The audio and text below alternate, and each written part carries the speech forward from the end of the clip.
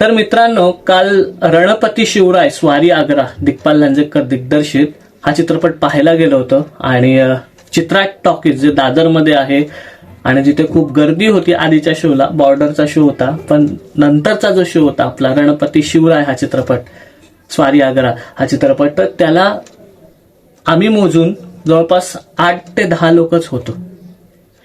तर मला खूप वाईट वाटलं की हो, म्हणजे तुम्हाला टेक्निकली चित्रपट आवडला नाही आवडला हा भाग वेगळा, पण अवघे 8 ते 10 लोक आम्ही फक्त चित्रपट पाहिला होतो.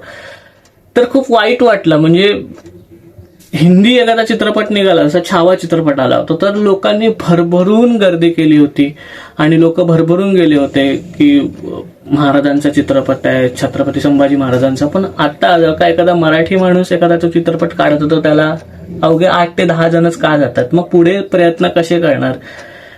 तर मला वाटतं की थोडा विश्वास दाखवायला पाहिजे. आणि मराठी चित्रपट, मी सांगतो की रणपती शिवराय हा चित्रपट मी पाहिला, वन टाइम वॉच हा चित्रपट नक्कीच आहे.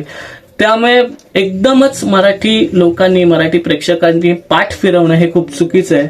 आणि आता हळूहळू चित्रपट थोडा जोर धरतोय बुक माय शोला, पण तरीही म्हणजे अवघ्या 24 तासामध्ये फक्त 5,000 तिकीट, 6,000 तिकीटच बुक होत आहेत. त्यामुळे जर का हा स्पीड राहिला तर हा चित्रपट फ्लॉप जाईल, हे तर नक्कीच आहे. त्यामुळे माझ्या मते आम्ही जे 8-10 लोक जातोय ना, तर ती कुठेतरी माझ्या मते अजून खूप जण जायला पाहिजे चित्रपट बघायला. आणि छत्रपती शिवाजी महाराजांचे चित्रपट असेल तर नक्कीच बघायला पाहिजे असं मला वाटतं. तुम्हाला काय वाटतं?